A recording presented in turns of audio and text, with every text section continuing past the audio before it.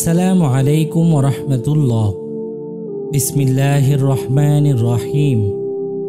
Islamic unique গল্পের পক্ষ থেকে আমি আছি মোহাম্মদ নূর গনি।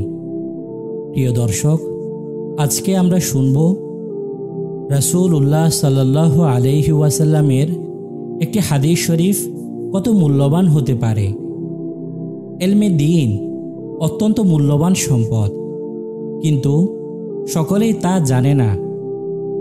কোনো এক মুহাদ্দিসের অভ্যাস ছিল যে হাদিস বর্ণনা করেই তিনি বলতেন যে এ হাদিস শরীফ 100 টাকা মূল্যের, এ হাদিস শরীফ 200 টাকা মূল্যের। আবার মাঝে মাঝে বলতেন এ হাদিস শরীফ 1000 টাকা মূল্যের। ঘটনাক্রমে উক্ত মুহাদ্দিস সাহেবের এক ছাত্রের জুতা ছিঁড়ে গেল। ছাত্র ছিঁড়া জুতা সেলাই করার জন্যে মুচির নিকট নিয়ে গেল। 2 আনা মজদুরি ঠিক করে মুচির নিকট জুতা সেলাই করার জন্যে দিল।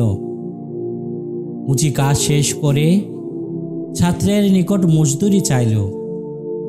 মজদুরি হিসেবে ছাত্র 2 টাকা মূল্যের একটি হাদিস শরীফ পেশ করে বলল, এই নিন আপনার মজদুরি।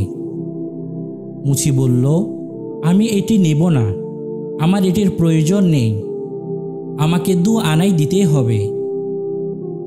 ছাত্র বারবার মুচিকে বোঝাতে চেষ্টা করল যে এ হাদিস শরীফ অনেক মূল্যবান, তুমি এটি গ্রহণ করো, তাহলে তোমার অনেক কল্যাণ হবে। কিন্তু মুচি 2 আনা ছাড়া কিছুতেই বুঝতে রাজি নয়, বরং আমার 2 আনাই আমাকে দিতে হবে।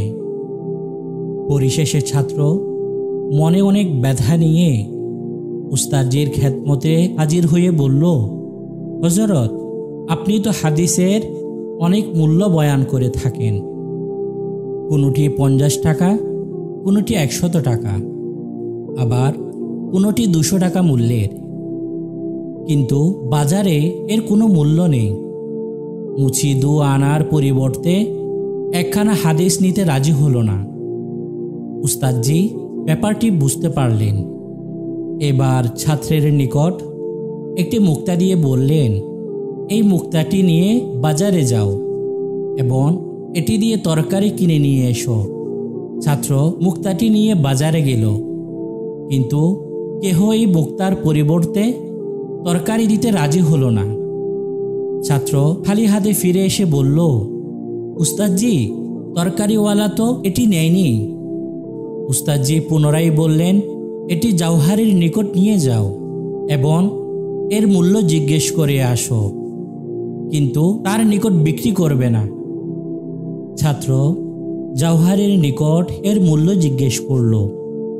সকল জাওহারি বলল, এর মূল্য আমরা দিতে পারবো না, এর মূল্য একমাত্র বাদশাহই দিতে পারবে। এই কথা শুনে শিষ্য ফিরে এসে বলল, উস্তাদজি, এটি তো অনেক মূল্যবান পাথর, এ মুক্তার মূল্য বাদশা ছাড়া আর কেউই দিতে পারবে না। তখন উস্তাদজি বললেন, এই মুক্তার মূল্য যেমনি তরকারিওয়ালা জানে না, তেমনি হাদিসের মূল্যও ওই মুচিওয়ালা জানে না।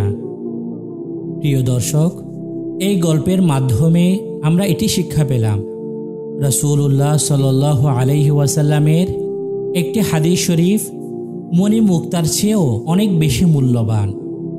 তাই আমরা চেষ্টা করব দিনে অন্তত একটি হাদিস শরীফ হলেও শেখার।